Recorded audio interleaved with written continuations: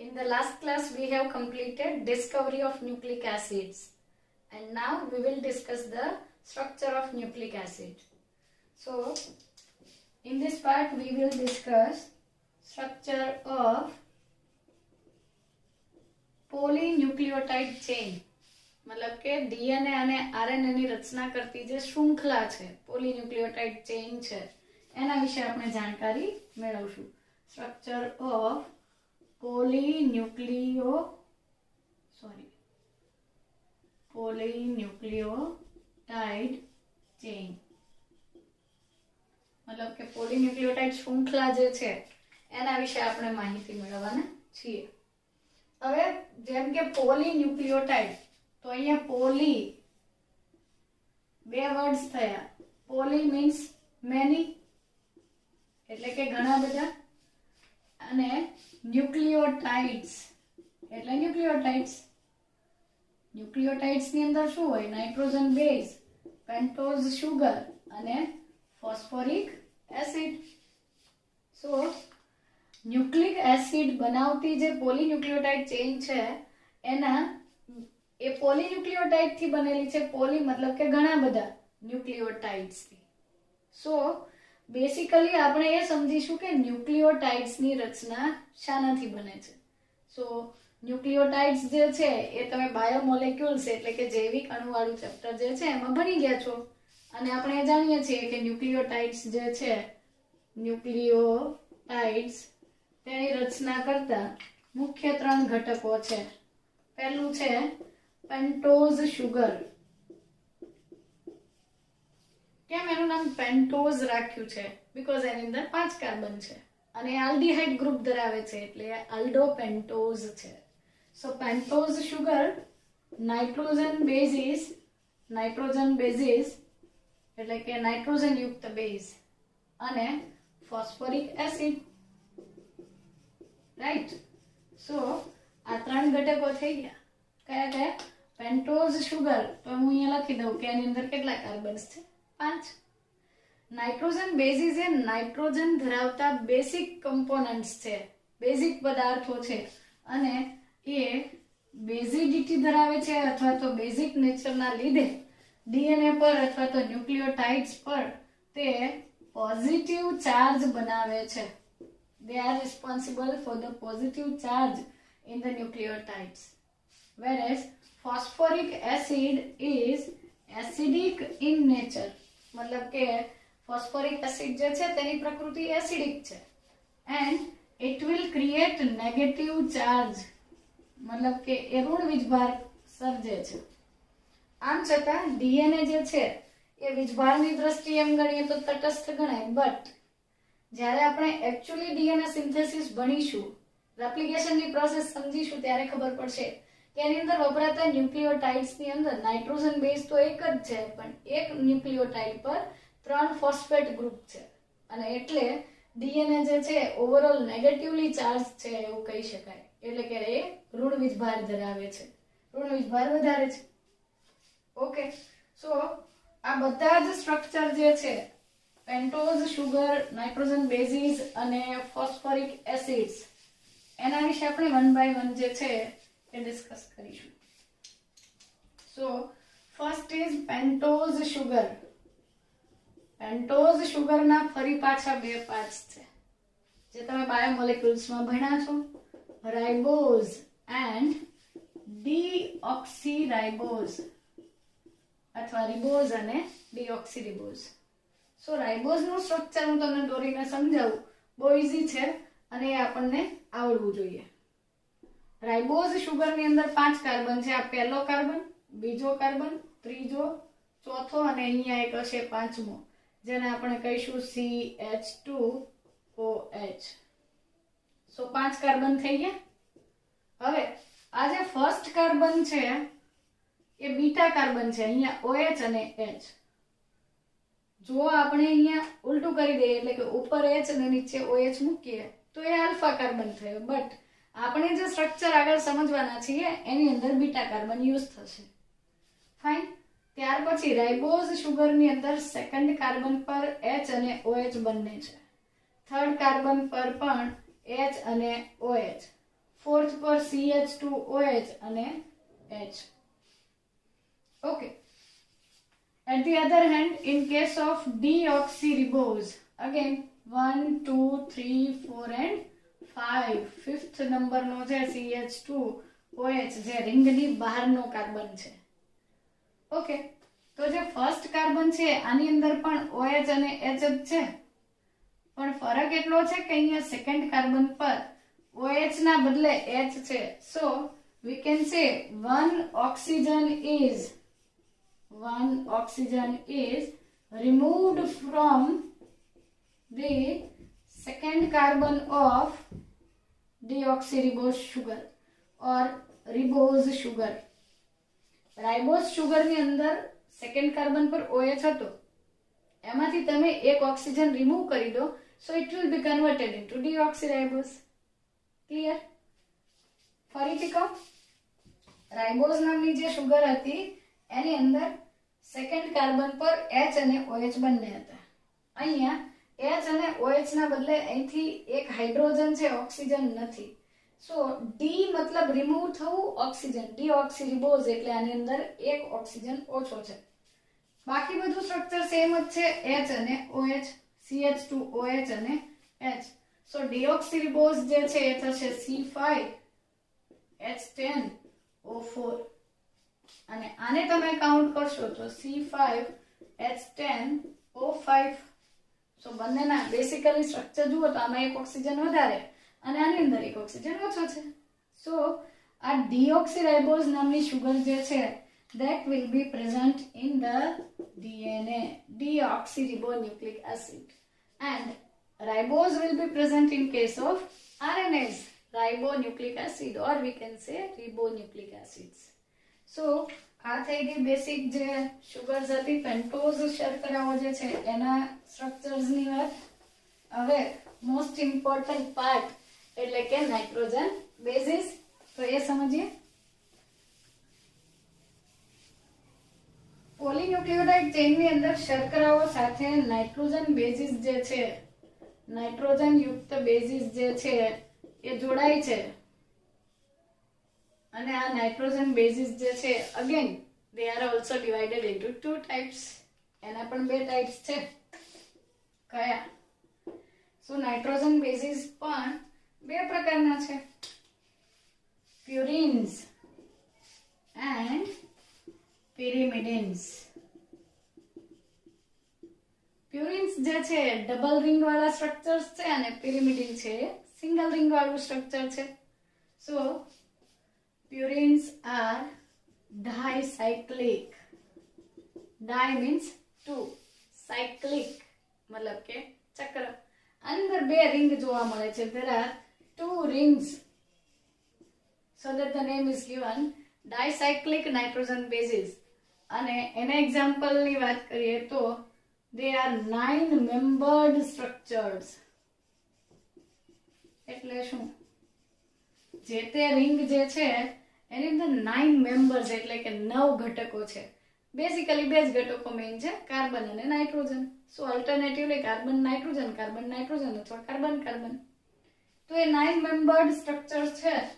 અને બહુ important point કે એની અંદર ફર્સ્ટ, થર્ડ, 7th અને 9th પોઝિશન પર નાઇટ્રોજન પ્રેઝન્ટ હશે.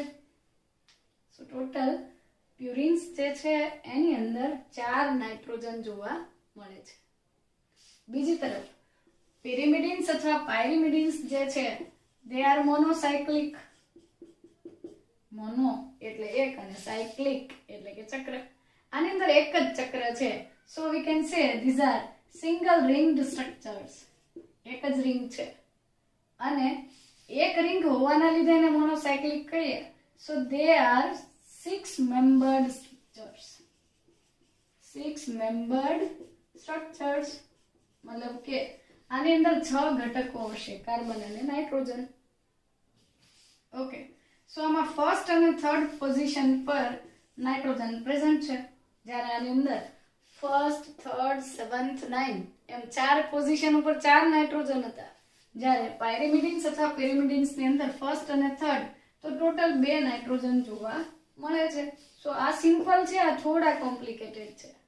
તો પ્યુરિન્સ અને પિરિમિડિન્સના એક્ઝામ્પલની વાત કરીએ તો પ્યુરિન પ્રકારના નાઇટ્રોજન બેઝિસ જે છે એની અંદર છે એડેનિન અને ગ્વાનિન, જ્યારે પિરિમિડિન્સ જે છે એની અંદર થાઇમિન, સાઇટોસિન, યુરેસિલ, કટ.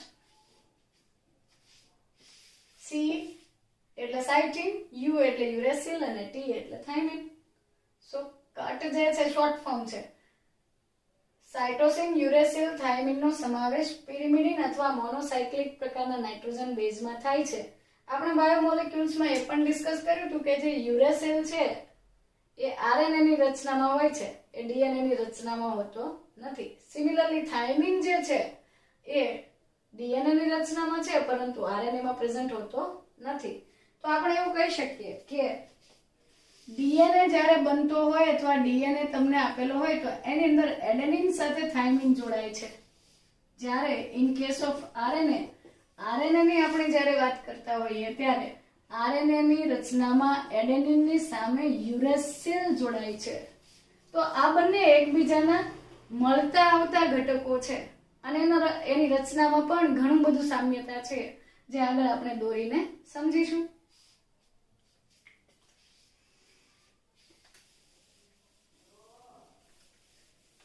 પોલીન્યુક્લિયોટાઇડ શૃંખલાની રચના કરતા જે નાઇટ્રોજન બેઝિસ છે એની અંદર વધારે જટિલ રચના કોણ છે, પ્યુરિન કે પિરિમિડિન્સ? પ્યુરિન્સ જે છે એ થોડા વધારે કોમ્પ્લિકેટેડ છે બીકોઝ એ ડાયસાયક્લિક છે. સો આપણે પહેલા વાત કરીએ પ્યુરિન્સની. પ્યુરિન પ્રકારના નાઇટ્રોજન બેઝિસ જે છે એ 9 ઘટકો ધરાવે છે. તો ચાલો આપણે એને દોરીએ. અને એની 2 ડાયસાયક્લિક છે, મતલબ કે એની અંદર 2 આવા સાયકલ્સ હશે. ઓકે, હવે યાદ રાખજો કે જે પ્યુરિન્સ છે એની અંદર નંબરિંગ કેવી રીતે કરીએ. જેમ તમે ઓર્ગેનિક કેમિસ્ટ્રીની અંદર આવી રિંગ જે છે એના નંબર્સ આપો છો, તો નંબરિંગ કરતી વખતે અહીંથી આપણે નંબરિંગ કરીશું. આ first, second, third, fourth, fifth, sixth, again 7, 8, 9. તો આ થઈ ગયા પોઝિશન્સ અથવા સ્થાનો. રચનાની અંદર અલગ અલગ જગ્યા છે. અહીંથી આપણે કાઉન્ટ કરતા જઈએ તો first, second, third, fourth, fifth, sixth, 7th, 8, 9. તો આ 9 ઘટકો ધરાવતી રિંગ છે. હવે એની અંદર આપણે પાછું નક્કી કર્યું હતું કે 1, 3, 7 અને 9 આટલી જગ્યાએ નાઇટ્રોજન છે. સો ચાલો લખી દઈએ.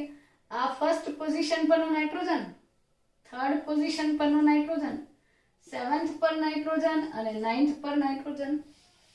અગેન એક સિમ્પલ સ્ટ્રક્ચર જોઈએ તો આ ફિફ્થ, બાકીની જે રચના વધી એ કાર્બન, આ બીજી જગ્યાએ કાર્બન, 6th પર કાર્બન, 5th, 4th અને 8.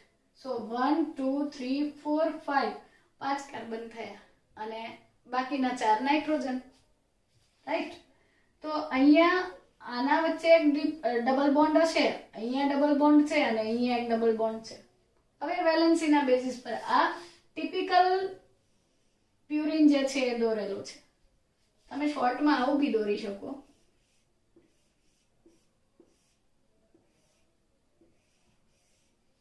ઓકે, આ કાર્બન છે, અહીંયા નાઇટ્રોજન, અહીંયા નાઇટ્રોજન, આ નાઇટ્રોજન અને આ પણ નાઇટ્રોજન. સો એક ડબલ બોન્ડ અહીંયા, એક અહીંયા અને એક અહીંયા. સો 4 ટોટલ ડબલ બોન્ડ્સ થશે. આ ટિપિકલ પ્યુરિનનું સ્ટ્રક્ચર છે, રચના છે. હવે એ જે સ્ટ્રક્ચર છે એમાં પાછા 2 એક્ઝામ્પલ છે, એડેનિન અથવા એડિનાઇન. સો એડેનિન અથવા એડિનાઇન જે છે બહુ જ સિમ્પલ છે, ઇટ ઇઝ વેરી સિમ્પલ.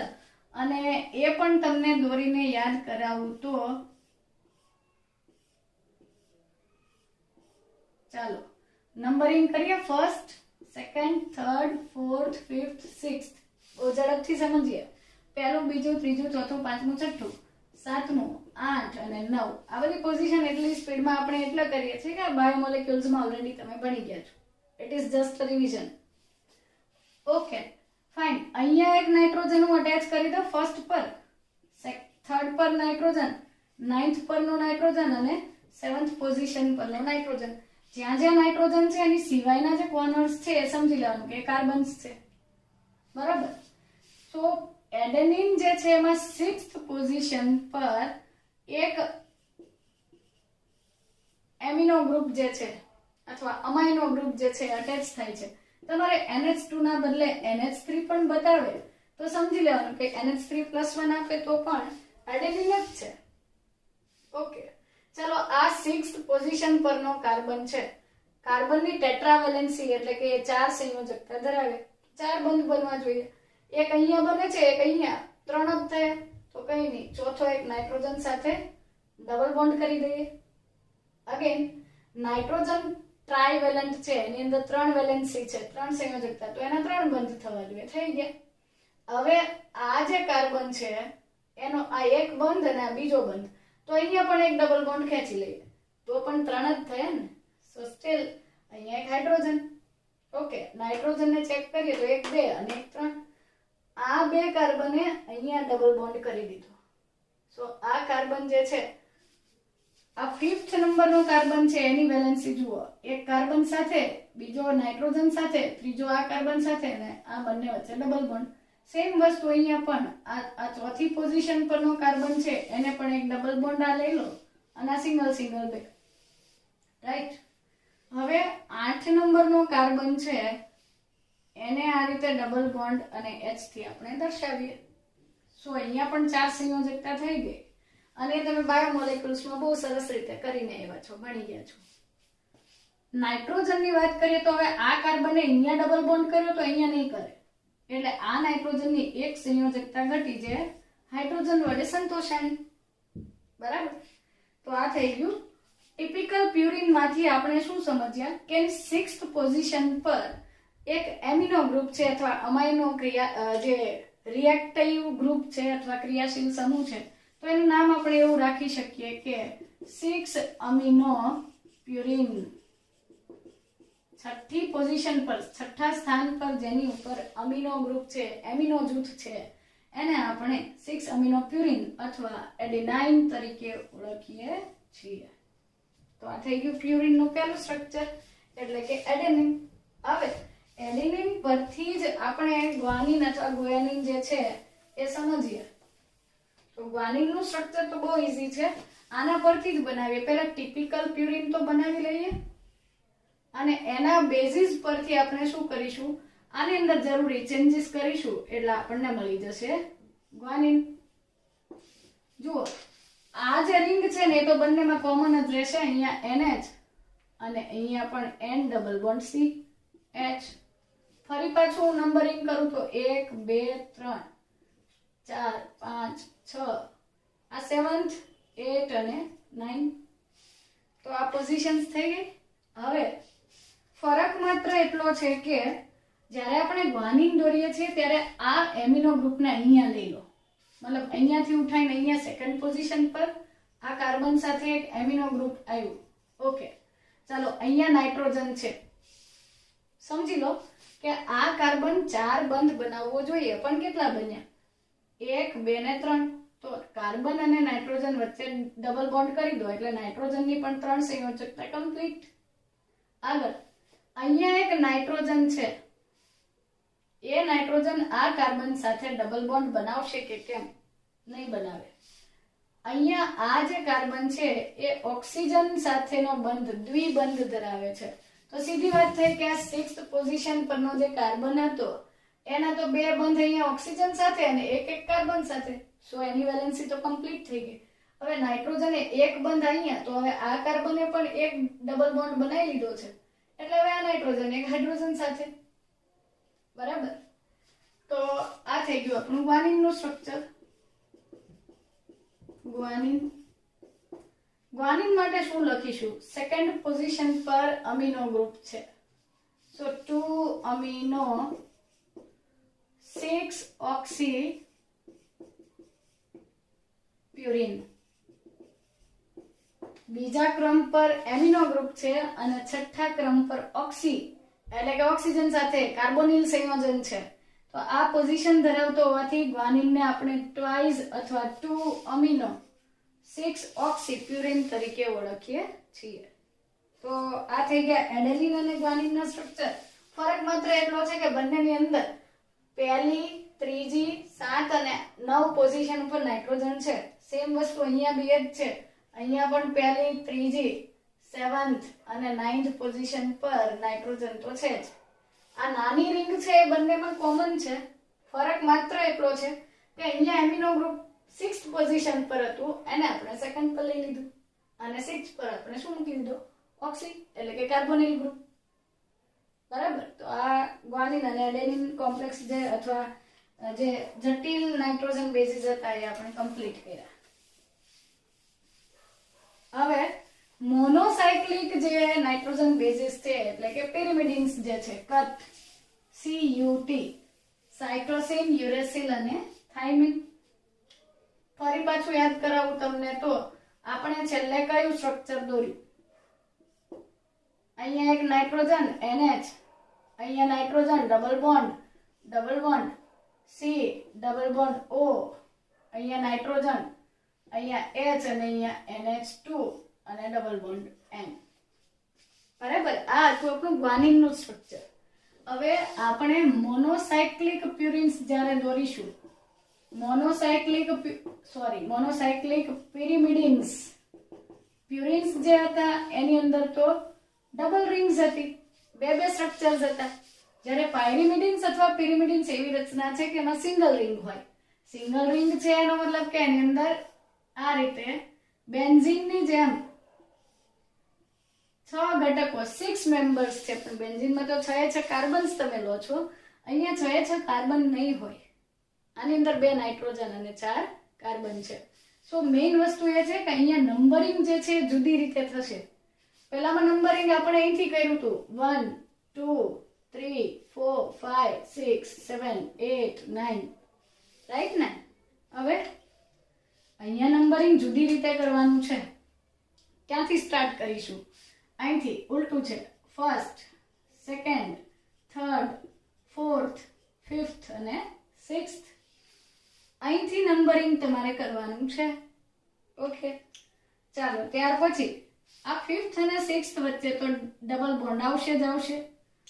બીજી વસ્તુ આપણે એ પણ જોઈ હતી કે પાયરિમિડિન્સ ની અંદર આપણે 1 અને 3rd એટલે કે ફર્સ્ટ અને થર્ડ પોઝિશન પર નાઇટ્રોજન લઈશું. તો આ થર્ડ પોઝિશન અને એના પર નાઇટ્રોજન. બરાબર. હવે આ જે નાઇટ્રોજન છે એ હાઇડ્રોજન સાથે એની સંયોજકતા કમ્પ્લીટ થાય છે. આ બીજું કાર્બન જે છે એની અંદર તમે જોશો તો 1 અને 2 જ વેલેન્સી છે તો 2 ઘટે. હવે હાઇડ્રોજન મૂકીએ તોય 3 થાય. અહીંયા તો નાઇટ્રોજન ઓલરેડી એની વેલેન્સી કમ્પ્લીટ કરી દીધી છે, તો અહીંયા ડબલ બોન્ડ બની શકે એવી શક્યતા નથી. અને અહીંયા પણ નહીં, કારણ કે આ ઓલરેડી આગળ બનાવશે બંધ. તો અહીંયા એવું કરો, આ ઓક્સી ગ્રુપ હતું ને અહીંયા નીચે ઉતારી લો એને સેકન્ડ પોઝિશન પર અને ઓલ્ટરનેટ કરી દો. એટલે કે અહીંયા એક ડબલ બોન્ડ લગાવી દો અને અહીંયા એમિનો ગ્રુપ અને તમારે NH3+1 કરવું હોય તોય કોઈને કઈ તકલીફ નથી. બરાબર. સો આની અંદર શું હતું કે આ પોઝિશન પર મતલબ એમિનો ગ્રુપ હતું અને કાર્બોનિલ ગ્રુપ જે હતું એ બંનેને એક્સચેન્જ કર્યા. પણ યાદ રાખજો કે આની અંદર નંબરિંગ આપણે અહીંયાથી કરેલું છે અને આપણે અહીંયા નંબરિંગ ઉલટું કરેલું છે. પહેલામાં આમ હતું, આમાં આમ છે. સો અહીંયા તમને ખાલી પોઝિશન સરખા જેવી લાગે છે કે ભાઈ જ્યાં ઓક્સિજન હતો ત્યાં એમિનો ગ્રુપ હતું, ત્યાં ઓક્સિજન કર્યું. પણ આની અંદર તમે એવું કીધું હતું કે 2 અમીનો 6 ઓક્સી. બીજી પોઝિશન પર એમિનો ગ્રુપ, 6th પોઝિશન પર ઓક્સી ગ્રુપ હતું. અહીંયા એવું નહીં થાય. અહીંયા આપણે એવું લખીશું 2 ઓક્સી અને 4 અમીનો. પ્યુરિન કે પિરિમિડિન એક જ રિંગ છે તો આપણે શું લઈશું? પાયરિમિડિન અથવા તો પિરિમિડિન. બરાબર. So this is the typical cytosine. ફરીથી યાદ કરાવું, મોનોસાયક્લિક બેઝિસ ની અંદર સિંગલ રિંગ હોય છે જેનું નંબરિંગ આપણે નીચેથી સ્ટાર્ટ કર્યું હતું, એટલે કે આ ફર્સ્ટ, પછી સેકન્ડ, થર્ડ, ફોર્થ, ફિફ્થ અને સિક્સ્થ, પછી પહેલી પોઝિશન પર નાઇટ્રોજન અને ત્રીજી પોઝિશન પર નાઇટ્રોજન, બાકી 4 જગ્યાએ કાર્બન, જેમાં પાંચમા અને છઠ્ઠા કાર્બન વચ્ચે ડબલ બોન્ડ. અહીંયા જે કાર્બન હતું એની સાથે ઓક્સિજન અને અહીંયા જે હતું એની સાથે એમિનો ગ્રુપ જોડાયેલું અને આ બંને વચ્ચે દ્વિબંધ બન્યું, ડબલ બોન્ડ બની ગયો. આ થઈ ગયું આપણું cytosine. Okay fine. Monocyclic bases ની અંદર બીજું એક એક્ઝામ્પલ લઈએ, યુરેસિલ. Very very easy. તો ફરી પાછું નંબરિંગ 1 2 3 4 5 અને 6. ચાલો સાથે સાથે બનાવો. તો પહેલી પોઝિશન પર નાઇટ્રોજન અને થર્ડ પર આ નાઇટ્રોજન તો ઓલરેડી હાઇડ્રોજન સાથે જોડાશે જ. હવે સેકન્ડ કાર્બન જે છે એની સાથે ઓક્સી ગ્રુપ તો ખરું જ, એટલે અહીંયા જે હતું એ તો છે જ, અને અહીંયા બીજું એક ઓક્સી ગ્રુપ કરી દો, બસ. ફરક માત્ર એટલો. તો સીધી વાત છે કે હવે આ કાર્બનની 4 વેલેન્સી કમ્પ્લીટ થઈ ગઈ, એટલે આ હાઇડ્રોજન સાથે નાઇટ્રોજનનું જોડાણ, આ બે કાર્બન કાર્બન વચ્ચે ડબલ બોન્ડ તો હતો જ, બસ. સો આને તમે શું કહેશો? 2 ઓક્સી 6, સોરી, હા બરાબર છે. અરે યાર ઊંધું કર્યું આપણે. આનું નામકરણ જે છે, પોઝિશન જે છે એના નામ કેવા કરવાના છે? નીચેથી શરૂ કરીએ તો 1 2 3 4 5 અને 6. એટલે આ જે પોઝિશન છે એમાં તમે એનું નામકરણ એવું કરશો કે 2 અને 4 એટલે કે 2 4, બે વખત ઓક્સી ગ્રુપ એટલે ડાઇઓક્સી, ડાઇઓક્સી. જો ડીઓક્સી માં ડી આવશે, આ ડાઇઓક્સી એટલે 2 ઓક્સી, અને ડી એટલે રિમૂવ થવું, આ એટલે દૂર થવું, આ એટલે ડબલ થવું. સો ડીઓક્સી પ્યુરિન કે પિરિમિડિન? પિરિમિડિન. ઓકે, સો આ થઈ ગયું આપણો યુરેસિલ. ઓકે, સો યુરેસિલ પછી બહુ અગત્યનો એક બેઝ દોરીએ તો એ અગત્યનો બેઝ છે આપણો thiamine. Thiamine exact copy to copy આવો જ છે, એટલે કે અહીંયા પણ double bond O, C double bond O, NH, અહીંયા પણ NH, C double bond C. ફરક માત્ર એટલો છે કે આની અંદર જે પાંચમો કાર્બન, ચાલો પહેલેથી કરો, first, second, third, fourth, fifth અને સિક્સ્થ, આ જે પાંચમો કાર્બન છે તેની સાથે આપણે મિથાઇલ ગ્રુપ એડ કરીશું. તો અહીંયા આ બંને વચ્ચે ફરક માત્ર એટલો છે કે આના ફિફ્થ પોઝિશન પર હાઇડ્રોજન જ છે, એટલે કે અહીંયા એક હાઇડ્રોજન છે અને અહીંયા પણ એક હાઇડ્રોજન છે. જ્યારે આની અંદર અહીંયા તો હાઇડ્રોજન હશે પણ આ પાંચમા કાર્બન સાથે એક મિથાઇલ જૂથ જે છે CH3 જે છે એ જોડાય છે. સો આ થઈ ગયા પિરિમિડિન્સ. તો અગેન નાઇટ્રોજન બેઝિસ જે છે એના બે ટાઈપ્સ થયા, પ્યુરિન્સ અને પિરિમિડિન્સ. યાદ રાખવા જેવી મુખ્ય બાબત એ હતી કે પ્યુરિન્સ જે છે, પ્યુરિન્સ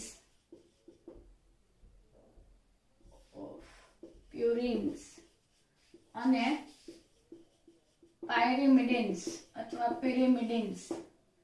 પ્યુરિન્સની નામકરણની આની અંદર ભલે ડબલ રિંગ હતી પણ આપણને એ યાદ રાખવાનું છે કે અહીંયા નામકરણની શરૂઆત આપણે અહીંથી કરી હતી, 1 2 3 4 5 6 7 8 અને 9.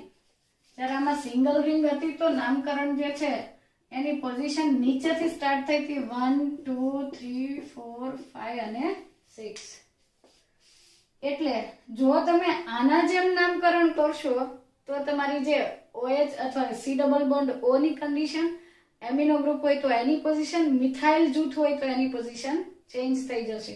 સો આ યાદ રાખવાનું છે કે આમાં જે નામકરણ અથવા આપણે પોઝિશનને ઇન્ડિકેટ કરતા જે આંકડાઓ ઇન્ડિકેટ કરીએ છીએ એ આની કમ્પેરિઝનમાં અહીંયા કેવા છે, એકદમ ડિફરન્ટ.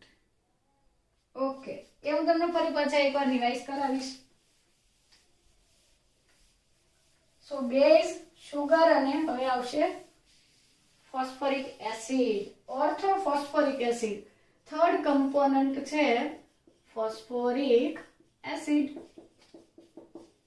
ઓકે, ફોસ્ફોરિક એસિડ ની અંદર ફોસ્ફેટ ગ્રુપ છે અને એસિડિક પીએચ છે એટલે એનું નામ રાખ્યું ફોસ્ફોરિક એસિડ. સો ઓર્થોફોસ્ફોરિક એસિડ નું સ્ટ્રક્ચરલ ફોર્મ્યુલા, એનું બંધારણીય સૂત્ર છે H3PO4. સોરી, આ એનું મોલેક્યુલર ફોર્મ્યુલા એટલે કે શું કહેવાય એનું અણુસૂત્ર છે. અને હવે હું બંધારણ તમને દોરીને સમજાવું તો ફોસ્ફેટ ગ્રુપ જે છે એની ઉપર 3 OH જૂથ છે અને એક પોઝિશન પર ડબલ બોન્ડ O, એટલે કે ફોસ્ફેટ ગ્રુપ જે છે એ પેન્ટાવેલેન્ટ છે, 5 બંધ બનાવે છે. 3 OH અને 1 O. સો 3 OH માં હાઇડ્રોજન કાઉન્ટ કરો, કેટલા થયા? 3 H3. P કેટલો? 1 1 2 3 4, 4 ઓક્સિજન એટલે PO4. કેમિસ્ટ્રીની ભાષામાં કહું તો 3H+ અને 1 PO4 -3 છે. આ -3 પોઝિશનના લીધે ડીએનએ પર નેગેટિવ ચાર્જ ક્રિએટ કરે છે અને એ એસિડિક છે, જ્યારે નાઇટ્રોજન બેઝ કેવા છે? બેસિક છે. ઓકે, તો આ થઈ ગયું ન્યુક્લિયોટાઇડની રચનાના ઘટકો. હવે કઈ રચના કોની સાથે જોડાવાથી ન્યુક્લિયોટાઇડ બને એ આપણે સમજશું. ન્યુક્લિયોટાઇડ્સ.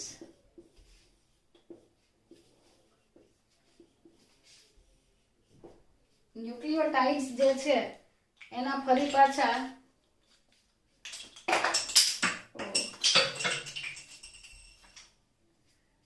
3 ઘટકો પૈકી પહેલું હતું સુગર્સ એટલે કે શર્કરાઓ, બીજું હતું નાઇટ્રોજન બેઝિસ અને છેલ્લે હતું ફોસ્ફોરિક એસિડ. શુગર જે હતી એ પેન્ટોઝ હતી, 5 કાર્બન ધરાવતી હતી. એના પાછા 2 ટાઈપ લીધા આપણે, રાઇબોઝ અને ડીઓક્સીરાઇબોઝ, જેમાં આની અંદર 1 ઓક્સિજન ઓછો હતો. બીજી વસ્તુ એ પણ છે કે ડીઓક્સીરાઇબોઝ નામની શુગરની અંદર આ સેકન્ડ પોઝિશન પર H અને H છે, જ્યારે રાઇબોઝ નામની શુગરમાં સેકન્ડ પોઝિશન પર H અને OH છે. અને અગત્યની વસ્તુ એ છે કે થર્ડ પોઝિશન પર આમાં HOH છે, આમાં પણ HOH છે. તો શું થઈ ગયું? આમાં 1 ઓક્સિજન ઓછો છે, આની અંદર 1 ઓક્સિજન વધારે છે. એ વાત તમને ક્યારની ખબર છે, પણ સમજવા જેવી વસ્તુ એ છે કે રાઇબોઝ નામની શુગર પાસે 2 હાઇડ્રોક્સિલ ગ્રુપ છે, મુક્ત OH સમૂહ 2 છે, જ્યારે આની પાસે મુક્ત OH સમૂહ 1 જ છે. સો કમ્પેરેટિવલી ડીઓક્સીરાઇબોઝની કમ્પેરિઝનમાં રાઇબોઝ નામની શુગર છે એ વધારે એક્ટિવ છે, રાસાયણિક પ્રક્રિયા કરવા માટે વધારે તત્પર છે, સક્ષમ છે. અને એટલા માટે જ આપણે આગળ સમજીશું કે મોટાભાગના સજીવોમાં ડીએનએ જ જીનેટિક મટીરિયલ કેમ છે. બીકોઝ કે ડીએનએ ની અંદર સ્ટેબિલિટી વધારે છે અને એનું એક રીઝન આ પણ છે કે ડીઓક્સીરાઇબોઝમાં એક જ OH ગ્રુપ ફ્રી રહે છે, જ્યારે આની અંદર 2 OH ગ્રુપ ફ્રી રહે છે. એટલે આ થોડી વધારે રિએક્ટિવ છે, વધારે સક્રિય છે, અને આ ઓછી. તો આમાં સ્ટેબિલિટી વધારે છે, આમાં મોબિલિટી વધારે છે, એ હલનચલન વધારે કરશે. આ એક જગ્યાએ સ્ટેગ્નન્ટ રહેશે, સ્થિર રહેશે. બરાબર? તો આ સ્થિરતાનો એક મુદ્દો અગત્યનો છે કે ડીઓક્સીરાઇબોઝના લીધે પણ આરએનએ કરતા ડીએનએ સ્ટેબલ છે. ડીઓક્સીરાઇબોઝ ડીએનએ માં હોય, રાઇબોઝ શુગર આરએનએ માં હોય. નાઇટ્રોજન બેઝિસના 2 ટાઈપ્સ જોયા આપણે, પ્યુરિન્સ અને પાયરિમિડિન્સ. પ્યુરિન્સ જે હતા એની અંદર 9 મેમ્બર્સ હતા અને એની અંદર 1 3 7 9 પોઝિશન પર નાઇટ્રોજન હતો. આની અંદર 6 મેમ્બર્સ હતા અને એમાં પણ ફર્સ્ટ અને થર્ડ પોઝિશન પર જ નાઇટ્રોજન બેઝ જોવા મળતો હતો. પ્યુરિનનું કોમન એક્ઝામ્પલ લઈએ તો એડેનિન અથવા ગ્વાનિન જે છે એની રિંગ બનાવતી વખતે આપણે આવું દોરીએ કે પહેલું, બીજો, ત્રીજો, ચોથો, પાંચમો, છઠ્ઠો, 7 8 અને 9. આ જે ક્રમ છે એ ખાસ યાદ રાખવાનું છે. હું વારંવાર એટલે બનાવું છું કે તમે એ ઝડપથી યાદ રાખો. તમે પણ વારંવાર બનાવશો તો આ તમને નાઇટ્રોજન બેઝ જે છે ઇઝીલી યાદ રહેશે. ઓકે, હવે થર્ડ પોઝિશન પર આપણે નાઇટ્રોજન લેતા હતા, ફર્સ્ટ પર નાઇટ્રોજન, 7th અને 9th પર નાઇટ્રોજન હતો. અહીંયા H, અહીંયા ડબલ બોન્ડ, જો એડેનિન હોય તો અહીંયા અમીનો ગ્રુપ હતું અને આ બંને જગ્યાએ ડબલ બોન્ડ બનતા હતા. જો એડેનિન ના હોય તો ગ્વાનિન હોય તો કઈ નહીં. ગ્વાનિન હોય તો અમીનો ગ્રુપ અહીંયા આવી જાય અને 6th પોઝિશન પર આપણે ડબલ બોન્ડ O લગાવ્યું હતું. ઓકે, પિરિમિડિન યાદ કરાવું તો પિરિમિડિનના બધા એક્ઝામ્પલની અંદર શું હતું કે અહીંથી શરૂ થતું હતું, પહેલો, બીજું, ત્રીજું, ચોથું, પાંચમું, છઠ્ઠી પોઝિશન. અહીંયા 3rd પર નાઇટ્રોજન, 1st પર નાઇટ્રોજન અને બસ બાકી બધી જગ્યાએ કાર્બન. અહીંયા ડબલ બોન્ડ. અહીંયા આનાથી આપણે શું કહેવાય, અહીંયા એમિનો ગ્રુપ હતું અને અહીંયા ઓક્સી હતું, પણ ફરક એટલો હતો કે 2 ઓક્સી 4 અમીનો. જ્યારે ગ્વાનિનમાં કેવું હતું, ગ્વાનિનની અંદર 2 અહીંયા જે એમિનો ગ્રુપ છે અહીંયા હતું એટલે 2 અમીનો 6 ઓક્સી. પોઝિશન આના જેવી જ હતી પણ ઓલ્ટરનેટ હતી, પણ અહીંયા 6th પોઝિશન પર એમિનો ગ્રુપ છે અને અહીંયા 4th પોઝિશન પર એમિનો ગ્રુપ છે. ગ્વાનિનમાં 6th પોઝિશન પર C ડબલ બોન્ડ O હતું અને 2nd પોઝિશન પર NH2 હતું. ઓકે, ત્યાર પછી આપણે યુરેસિલ ડ્રો કર્યું હતું કે અહીંયા ડબલ બોન્ડ O એટલે કે આ પહેલી, બીજી, ત્રીજી, ચોથી, 5, 6, પાંચમા અને છઠ્ઠામાં તો CH જ છે. અહીંયા તો NH જ છે. અહીંયા ડબલ બોન્ડ O અને NH એટલે કે 2nd ઉપર ઓક્સિજન, 4th પર એટલે આપણે એવું કીધું તો 2,4 ડાયઓક્સી પાયરિમિડિન. અને એના પછી મોસ્ટ ઇમ્પોર્ટન્ટ શું હતું, થાઇમિન હતું. સો થાઇમિન ની અંદર આ ડબલ બોન્ડ O, અહીંયા C ડબલ બોન્ડ O, અહીંયા NH, અહીંયા N સાથે H, C double bond C. આ કોમન, આ આખું સ્ટ્રક્ચર જે છે એ એક્ઝેક્ટલી યુરેસિલ જેવું હતું. ફરક માત્ર એટલો કે આ 5મો કાર્બન છે ત્યાં મિથાઇલ ગ્રુપ હતું. 5th પોઝિશન પર મિથાઇલ ગ્રુપ હોવાના લીધે એનું નામ આપણે રાખ્યું હતું 5 મિથાઇલ યુરેસિલ. 5 methyl uracil. યુરેસિલનું જ એક સ્વરૂપ છે, પણ આ 5 મિથાઇલ યુરેસિલ એટલે શું, થાઇમિન. અને આપણે જાણીએ છીએ કે ડીએનએ ની રચનામાં થાઇમિન હોય છે, આરએનએ ની રચનામાં એડેનિન સામે યુરેસિલ છે. તમે જોઈ શકો છો ફરક માત્ર એટલો છે કે યુરેસિલ ની અંદર અહીંયા હાઇડ્રોજન છે અને થાઇમિન ની અંદર એના બદલે મિથાઇલ ગ્રુપ છે. તો આ બંને એકદમ સરખા છે એટલે ડીએનએ માં થાઇમિન છે, આરએનએ માં યુરેસિલ છે. ડીએનએ ની રચનામાં ક્યારેય યુરેસિલ નથી હોતો અને આરએનએ ની રચનામાં ક્યારેય થાઇમિન નથી હોતો. તો આ કોમન બાબતો તમે પહેલા બાયોમોલેક્યુલ્સમાં પણ ભણી ચૂક્યા છો. બરાબર? તો આ થઈ ગયા પ્યુરિન્સ અને પિરિમિડિન્સ. અને બેઝિસ જે છે એ પોઝિટિવ ચાર્જ ક્રિએટ કરે છે અને ફોસ્ફોરિક એસિડ છે એ નેગેટિવ ચાર્જ ક્રિએટ કરે છે. પ્યુરિનની અંદર 9 ઘટકો છે, પિરિમિડિન્સમાં 6 છે. પ્યુરિનમાં 4 નાઇટ્રોજન છે, પિરિમિડિનમાં 2 નાઇટ્રોજન્સ છે. આમાં ડબલ રિંગ હતી, આમાં સિંગલ. આ ડાયસાયક્લિક, આ મોનોસાયક્લિક. બરાબર? તો પ્યુરિન્સ અને પિરિમિડિન્સ જે છે એ અગત્યના ઘટકો છે. સો હવે આપણે ડિસ્કસ કરીશું કે ન્યુક્લિયોટાઇડ્સ કેવી રીતે બને છે. તો પહેલા ન્યુક્લિયોસાઇડ શીખીએ. ન્યુક્લિયોસાઇડ્સ સિમ્પલી તમે એવું કહી શકો કે ન્યુક્લિયોસાઇડ્સ એટલે સુગર્સ પ્લસ બેઝ, એટલે કે sugar plus nitrogen base. Pentose શર્કરા સાથે સુગર જે છે એટલે પેન્ટોઝ સુગર, રિબોઝ અથવા ડીઓક્સી રિબોઝ. સો રાઇબોઝ કે ડીઓક્સી રાઇબોઝ સાથે નાઇટ્રોજન બેઝ જ્યારે અટેચ થાય ત્યારે બને છે ન્યુક્લિયોસાઇડ્સ. ચાલો તો ન્યુક્લિયોસાઇડનું સ્ટ્રક્ચર આપણે દોરીએ. ન્યુક્લિયોસાઇડ જે છે એના માટે પહેલા તો આપણે પેન્ટોઝ શર્કરા બનાવીએ. આ એનો first carbon, second, third, fourth. ફરીથી યાદ કરાવું, 5મો કાર્બન જે છે એ રિંગની બહાર હોય છે અને આપણે એને લખીએ છીએ CH2OH. બરાબર? હવે આ જે ફર્સ્ટ પોઝિશન પરનો કાર્બન, સેકન્ડ, થર્ડ, તો અહીંયા હશે OH, H, H, OH. ધારો કે હું અહીંયા રાઇબોઝ લઈ લઉં છું એટલે કે આરએનએ બનાવું છું, તો હું અહીંયાથી OH રહેવા દઉં છું. અને જો ડીઓક્સી રાઇબોઝ બનાવવું હોય તો સિમ્પલ વસ્તુ છે, તો એક ઓક્સિજન રિમૂવ કરી દેવાનું. સેમ વસ્તુ અહીંયા H અને OH, CH2OH અને H. તો ઇન શોર્ટ આ સુગર આપણી થઈ ગઈ રાઇબોઝ, એટલે કે રિબોઝ નામની શર્કરા.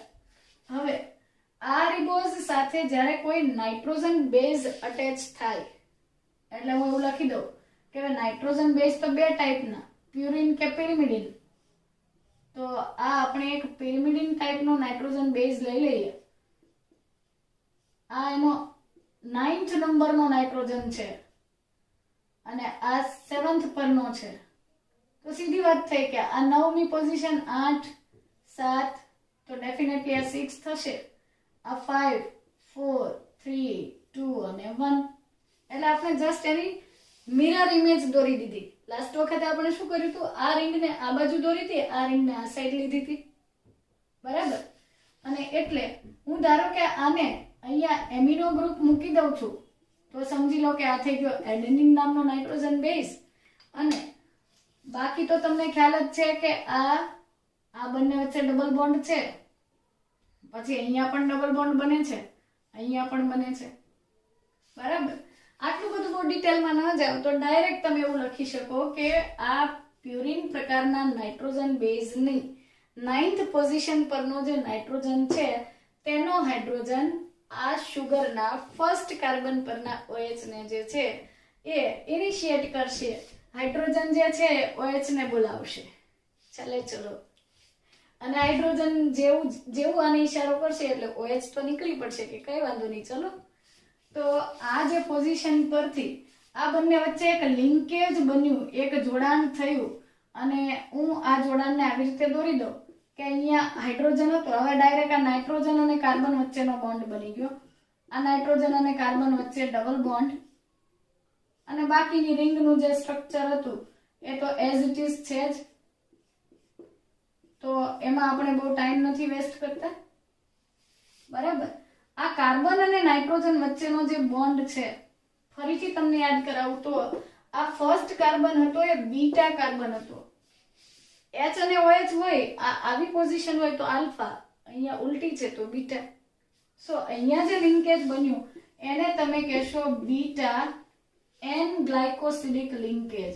Beta N ગ્લાયકોસિડિક linkage most important. સીધો ક્વેશ્ચન પૂછાય છે કે શર્કરાના એટલે કે સુગરના ફર્સ્ટ કાર્બન અને નાઇટ્રોજન બેઝની અંદરનો નાઇટ્રોજન, બે ટાઈપના નાઇટ્રોજન બેઝ, પ્યુરિન અને પિરિમિડિન. પ્યુરિન પ્રકારનો જો નાઇટ્રોજન બેઝ હશે, પ્યુરિન પ્રકારનો નાઇટ્રોજન બેઝ હશે તો એનો 9th નંબરની પોઝિશન પરનો નાઇટ્રોજન. અને જો પિરિમિડિન પ્રકારનો નાઇટ્રોજન બેઝ હશે તો એની ફર્સ્ટ પોઝિશન પરનો નાઇટ્રોજન જે છે એ આ ફર્સ્ટ કાર્બન સાથે બીટા N ગ્લાયકોસિડિક બોન્ડ જે છે અથવા બીટા N ગ્લાયકોસિડિક લિંકેજ જે છે એ બનાવે છે, રાઈટ.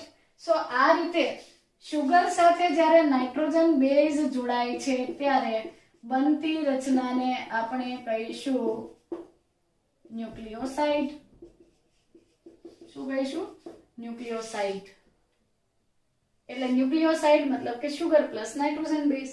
તો અહીંયા તમારા બંધનું નામ લિંકેજ જે છે યાદ રાખવાનું છે કે બીટા N ગ્લાયકોસિડિક લિંકેજ. અને એ સમજી લીધા પછી આપણે એ પણ સમજીએ કે આવું લિંકેજ શર્કરા સાથે અલગ અલગ નાઇટ્રોજન બેઝ થી બનતું હોય તો આપણે બે એક્ઝામ્પલ લઈએ. ફર્સ્ટ એક્ઝામ્પલમાં હું એડેનિન દોરી દઉં, મિરર ઇમેજ દોરી દઉં જેથી કરીને આપણે ઇઝીલી એનો જે બોન્ડ છે એ સમજી શકીએ.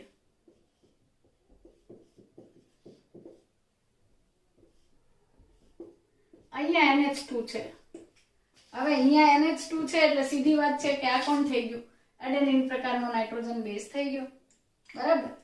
હવે એની નીચે હું શર્કરા દોરી દઉં એટલે કે પેન્ટોઝ સુગર. આ રાઇબોઝ અથવા ડીઓક્સીરાઇબોઝ નામની સુગર છે અને આ એનો સેકન્ડ કાર્બન, આ થર્ડ, આ CH2OH. તો આ 5 કાર્બન ધરાવતું શર્કરાનું જે સ્ટ્રક્ચર હતું એમાં ફર્સ્ટ કાર્બન પરનો OH અને નાઇટ્રોજન સાથેનો હાઇડ્રોજન રિમૂવ થવાથી જે બોન્ડ બન્યો એ બોન્ડનું નામ શું છે? Beta N glycosidic linkage. બીજી વસ્તુ આમાં એ યાદ રાખવાની છે કે જો એડેનિન અથવા ગ્વાનિન હશે તો બંધ કોની વચ્ચે બનશે? શુગરનો ફર્સ્ટ પ્રાઇમ એટલે કે ફર્સ્ટ કાર્બન અથવા first prime of sugar and 9th position nitrogen base, 9 નંબરની ઘટક અથવા તો નાઇટ્રોજન બેઝના 9મા સ્થાન પરનો nitrogen, 9th nitrogen of nitrogen base, શર્કરાનો પહેલો કાર્બન અને પ્યુરિન પ્રકારના નાઇટ્રોજન બેઝનો 9મા પોઝિશન પરનો નાઇટ્રોજન, આ બંને વચ્ચે જે બંધ બને છે એને આપણે કીધું N glycosidic linkage. N glycosidic linkage અથવા બીટા પોઝિશન પરથી થયું છે એટલા માટે શબ્દ લીધો બીટા એન ગ્લાયકોસિડિક લિંકેજ. તો આના પરથી ખ્યાલ આવશે કે ભાગ લેતો કાર્બન બીટા કાર્બન છે, નહીં કે આલ્ફા. ઠીક છે, આ થઈ ગયું પ્યુરિન સાથેની રચના. હવે આપણે ડિસ્કસ કરીએ તો પિરિમિડિન.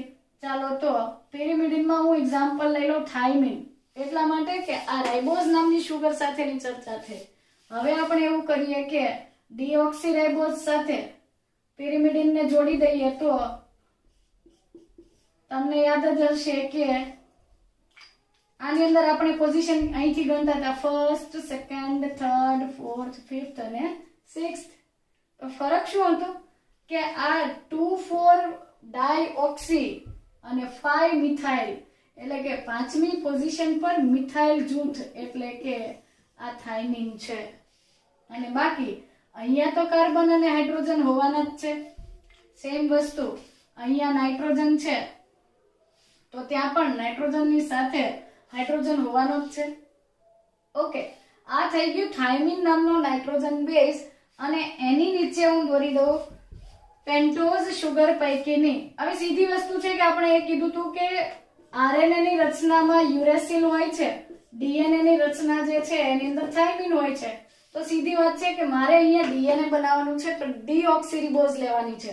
સો અહીંયા હું ડીઓક્સીરિબોઝ નામની શુગર જે છે, ડીઓક્સીરિબોઝ નામની શર્કરાનો આ OH અને આ બાકીનું ડીઓક્સીરિબોઝ, તો સીધી વસ્તુ છે કે અહીંયા H અને H, આ સેકન્ડ પોઝિશન જે છે ત્યાં HOH અને CH2OH અને H, રાઈટ? ઓકે, આ બંને વચ્ચે હવે અહીંયાથી પાણીનો અણુ દૂર થયો અને આ બંને વચ્ચે એક બંધ બની ગયો. તો એ જે બંધ બને છે એ પણ કયો છે? એ પણ સીધી વસ્તુ છે કે બીટા એન ગ્લાયકોસિડિક લિંકેજ જ છે, એમાં કઈ નવું નથી.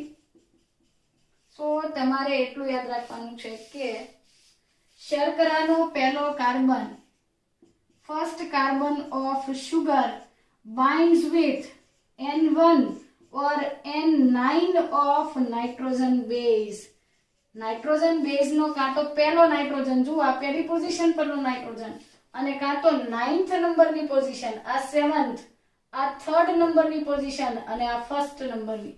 તો પ્યુરિન પ્રકારનો નાઇટ્રોજન બેઝ હશે તો પ્યુરિન પ્રકારના નાઇટ્રોજન બેઝમાં 9th નંબરનો નાઇટ્રોજન બેઝ અને પિરિમિડિન હશે તો એમાં 1st નંબરનો નાઇટ્રોજન બેઝ જે છે શર્કરાના એટલે કે શુગરના ફર્સ્ટ કાર્બન સાથે બીટા એન ગ્લાયકોસિડિક લિંકેજ થી જોડાય છે. અને આ રીતે બનતી રચના જે છે એને કહેવાય છે ન્યુક્લિયોસાઇડ. હવે આ જે ન્યુક્લિયોસાઇડ છે એની અંદર ભાગ લેતો નાઇટ્રોજન બેઝ એડેનિન હોય તો એના માટે શબ્દ લેવાય છે એડિનોસાઇન અથવા એડિનોસિન. સેમ આ જ એડિનોસાઇન સાથે ભાગ લેતી શર્કરા ડીઓક્સીરિબોઝ હોય તો આને આપણે કહીશું ડીઓક્સી એડિનોસાઇન, અને આને આપણે કહીશું ડીઓક્સીથાઇમિડિન. આને આપણે થાઇમિડિન જ કહીશું કારણ કે આની અંદર ડબલ રિંગ નથી, આની અંદર ડબલ રિંગ છે એટલે આને આપણે કીધું એડિનોસાઇન. ગ્વાનિન હશે તો ગ્વાનોસાઇન, જ્યારે પાયરિમિડિન ની અંદર થાઇમિડિન, યુરિડિન, સાઇટિડિન એવા શબ્દ લેવામાં આવે છે. તો આ થઈ ગયા ન્યુક્લિયોસાઇડ્સ. તો ન્યુક્લિયોસાઇડ જે છે એ શર્કરા સાથેનું બીટા એન ગ્લાયકોસિડિક લિંકેજ છે અને એના નામકરણ તમને બહુ ક્વિકલી યાદ કરાવું તો શુગર સાથે એડેનિન જોડાય તો એડિનોસાઇન હશે, અથવા તમે એવું લખો કે ડીઓક્સી એડિનોસાઇન. કેમ એવું? સિમ્પલ વસ્તુ છે, શુગર પ્લસ એડેનિન એટલે એડિનોસાઇન. જો રાઇબોઝ નામની શુગર હોય તો એડિનોસાઇન, અને શર્કરા જે છે ડીઓક્સી રાઇબોઝ પ્રકારની હોય તો ડીઓક્સી એડિનોસાઇન. એવી જ રીતે ગ્વાનિન માટે પણ આ જ વસ્તુ કે શુગર પ્લસ ગ્વાનિન તો એની અંદર ગ્વાનોસાઇન અથવા ગ્વાનોસિન, અને જો ભાગ લેતી શર્કરા ડીઓક્સી રિબોઝ પ્રકારની હોય તો આપણે એને કહીશું ડીઓક્સી ગ્વાનોસાઇન અથવા ગ્વાનોસિન. ઓકે, આ બંનેમાં હોય, એડેનિન ગ્વાનિન છે, ડીએનએ આરએનએ બંનેમાં હોય. હવે હું વાત કરું કે શુગર સાથે યુરેસિલ જોડાય તો કઈ વાંધો નહીં, તો આપણે ડાયરેક્ટ કહી દઈશું યુરિડિન. વાય? બીકોઝ યુરેસિલ નામનો નાઇટ્રોજન બેઝ આરએનએ માં જ હોય છે. It is not present in case of DNA. So we'll write simply uridine. Similarly, fourth one is thymine. જો શુગર સાથે થાઇમિન જોડાતો હોય તો આપણે એને કહીશું ડીઓક્સીથાઇમિડિન. અને તમે આવું ડીઓક્સીથાઇમિડિન ના લખો અને એકલું થાઇમિડિન લખો તો પણ વાંધો નથી, કારણ કે રાઇબોઝ નામની શુગર સાથે જોડાવાનો નથી. અને છેલ્લે વધ્યું સાઇટોસિન.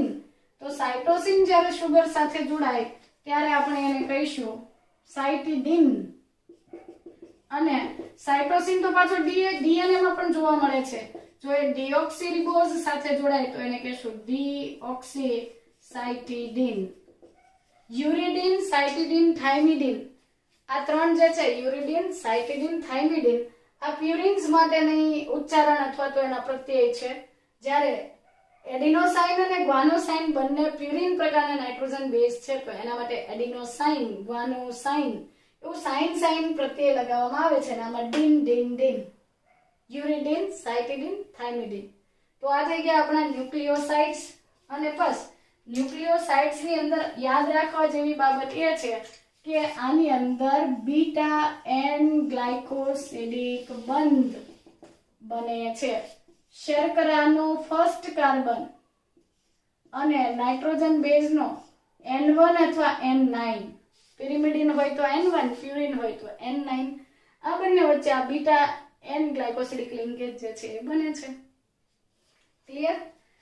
સો આ રીતે આ બધું તમે બાયોમોલેક્યુલ્સ ની અંદર આ બધા સ્ટ્રક્ચર્સ આપણે ભણેલા છીએ, એટલે આપણે એને ઝડપથી પૂરા કરીએ તો આગળ પેકેજિંગ આપણે ફટાફટ સમજી શકીએ.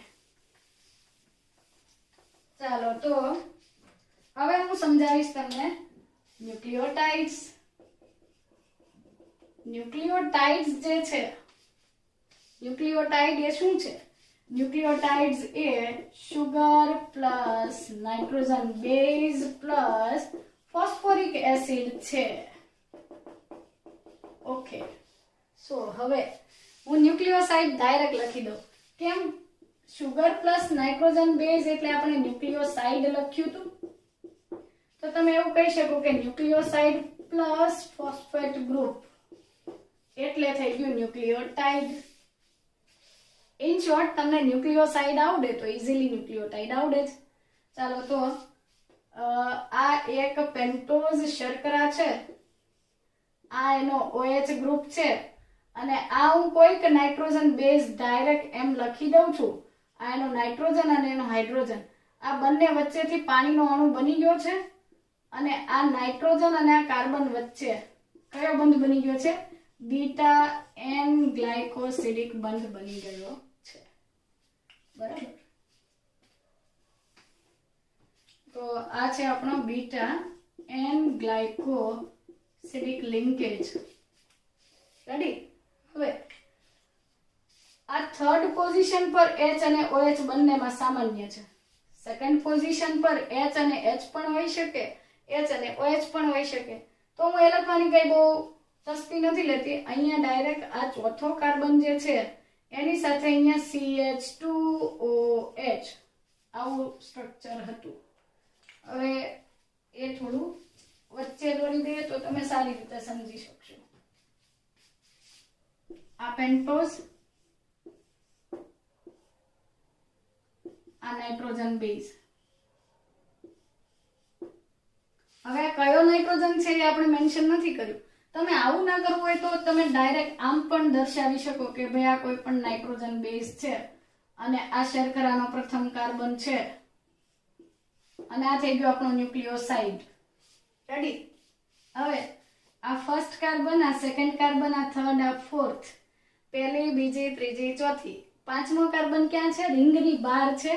સો હું એને અહીંયા દોરી દઉં CH2OH. ફાઇન.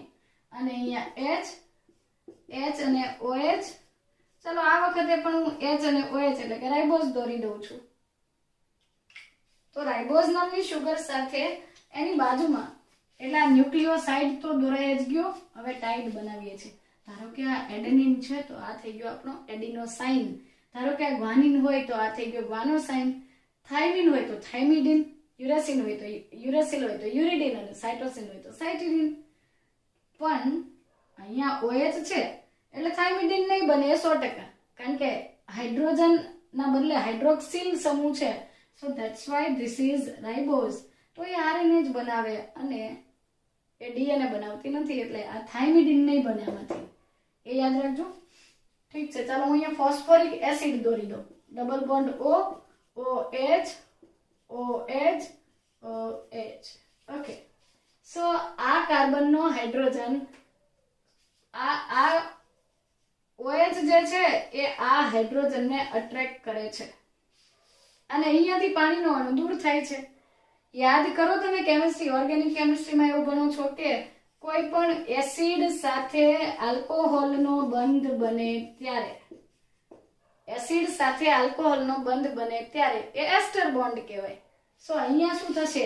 H અને OH હું કાઢી દઉં તો સીધી વસ્તુ થઈ ગઈ કે આ CH2 નો H અહીંયા આવી ગયો અને આ બંને વચ્ચે ઓક્સિજન થઈ ગયો. તો આ જે બોન્ડ બન્યો એને આપણે કહીશું ફોસ્ફોએસ્ટર બંધ, ફોસ્ફોઈસ્ટર બોન્ડ. કેમ ફોસ્ફોઈસ્ટર? ઈસ્ટર બોન્ડ એટલે કીધું કે એસિડ અને આલ્કોહોલ વચ્ચે હતો. ફોસ્ફોઈસ્ટર એટલે કીધું કે ફોસ્ફેટ અને કાર્બન વચ્ચે છે. કાર્બન કાર્બન વચ્ચે તો સિમ્પલી એવું લખત કે ઈસ્ટર, પણ ફોસ્ફેટ અને કાર્બન વચ્ચે છે તો ફોસ્ફોઈસ્ટર. રાઈટ? તો અહીંયા ફોસ્ફોઈસ્ટર લિંકેજ બન્યું અને અહીંયા કયું બન્યું હતું? બીટા એન ગ્લાયકોસિડિક લિંકેજ બન્યું હતું. આ સીધા પૂછાતા પ્રશ્નો છે. તમને એમ પૂછે કે એક DNA ની અંદર 10 જોડ ન્યુક્લિયોટાઇડ છે અથવા તો 10 જોડ નાઇટ્રોજન બેઝ ધરાવતી એ શૃંખલા છે, તો એની અંદર ફોસ્ફોઈસ્ટર બંધ કેટલા હશે? જેટલા ન્યુક્લિયોટાઇડ એટલા. 10 જોડી છે એનો મતલબ ન્યુક્લિયોટાઇડ કેટલા થયા? 20. તો ફોસ્ફોઈસ્ટર બંધ પણ કેટલા થયા? 20. સેમ વસ્તુ તમને બીટા ગ્લાયકોસિડિક લિંકેજ માટે પૂછે તો બીટા એન ગ્લાયકોસિડિક લિંકેજ પણ જેટલા ન્યુક્લિયોટાઇડ એટલા લિંકેજ. રાઈટ? તો આ થઈ ગયો આપણો ન્યુક્લિયોટાઇડ. સો શુગર, બેઝ અને ફોસ્ફેટ. તો આપણે એવું કહી શકીએ કે when first carbon of sugar binds with nitrogen base, that time the structure is nucleoside. જ્યારે શર્કરાનો પહેલો કાર્બન નાઇટ્રોજન બેઝના નાઇટ્રોજન સાથે, પછી એ નવમો હોય કે પહેલો હોય, એની સાથે જોડાય ત્યારે એને કહેવાય છે ન્યુક્લિયોસાઇડ. હવે આ વ્યાખ્યા કેવી રીતે લખીશું આપણે? બહુ સિમ્પલ છે કે જ્યારે ન્યુક્લિયોસાઇડ સાથે when fifth અથવા તો આપણે એવું કહીએ કે 5 prime of sugar or you can say nucleoside binds with phosphate, that time the structure is known as nucleotide. એટલે કે એક શર્કરાના પ્રથમ કાર્બન પર નાઇટ્રોજન બેઝ જોડાય એન ગ્લાયકોસિડિક લિંકેજ થી પાંચમા કાર્બન સાથે ફોસ્ફેટ ગ્રુપ જે છે ફોસ્ફોએસ્ટર બંધથી જોડાય ત્યારે આ શર્કરા બેઝ અને ફોસ્ફેટ યુક્ત સંયોજનને ન્યુક્લિયોટાઇડ કહેવામાં આવે છે. રેડી? તો આ થઈ ગયું આપણું ન્યુક્લિયોટાઇડ. અને ન્યુક્લિયોટાઇડ બને ત્યારે પાંચમા પોઝિશન પર અથવા 5th કાર્બન પર જે છે પ્રાઇમ પર જે છે એ ફોસ્ફેટ ગ્રુપ અને ફર્સ્ટ પ્રાઇમ પર જોડાય છે નાઇટ્રોજન બેઝ. ઓકે, સો ન્યુક્લિયોટાઇડ માટે આપણે એવા નામ લખ્યા હતા કે એડિનોસાઇન, ગ્વાનોસાઇન, ડીઓક્સી ન્યુક્લિયોટાઇડ્સ લખ્યા હતા, અને રિબોન્યુક્લિયોસાઇડ્સ એટલે કે એડિનોસાઇન અને ડીઓક્સી એડિનોસાઇન, ગ્વાનોસાઇન અને ડીઓક્સી ગ્વાનોસાઇન. તો અહીંયા આપણે જ્યારે ન્યુક્લિયોટાઇડ્સ બને છે ત્યારે એવું લખીએ કે એડેનિન નામનો નાઇટ્રોજન બેઝ રિબોઝ નામની શર્કરા અને ફોસ્ફેટ સમૂહ જોડાય ત્યારે તેને આપણે કહીશું એડિનાઇલિક એસિડ. અને જો ડીઓક્સી રિબોઝ સુગર હોય તો ડીઓક્સી એડિનિલિક એસિડ. સેમ વસ્તુ, એડેનિન ના બદલે guanine plus ribose phosphate group, તો આપણે એને કહીશું ગ્વાનિલિક એસિડ. એવી રીતે રિબોઝ છે તો એ નહીં જોડાય, પણ યુરેસિલ જોડાશે તો યુરિલિક એસિડ. એવી રીતે સાઇટિસિલ અથવા સાઇટિડિક એસિડ અને થાઇમિડિક એસિડ. આવી રીતે આ ન્યુક્લિયોટાઇડ્સ ની પાછળ એસિડ એવો પ્રત્યય લાગે છે. અને જો ડીઓક્સી રિબોઝ હોય તો deoxy adenylic acid, deoxy guanylic acid, deoxy cytidine acid અને ડીઓક્સી થાઇમિડાઇલ એસિડ તરીકે ઓળખવામાં આવે છે. ઓકે, સો આ થઈ ગઈ ન્યુક્લિયોટાઇડ્સ ની રચના. હવે ન્યુક્લિયોટાઇડ્સ બની ગયા પછી આપણે એમની વચ્ચે કયા બંધથી ન્યુક્લિયોટાઇડની ચેઇન બનશે એટલે કે પોલીન્યુક્લિયોટાઇડ શૃંખલા કેવી રીતે લંબાય છે એ આપણે સમજવાની બાકી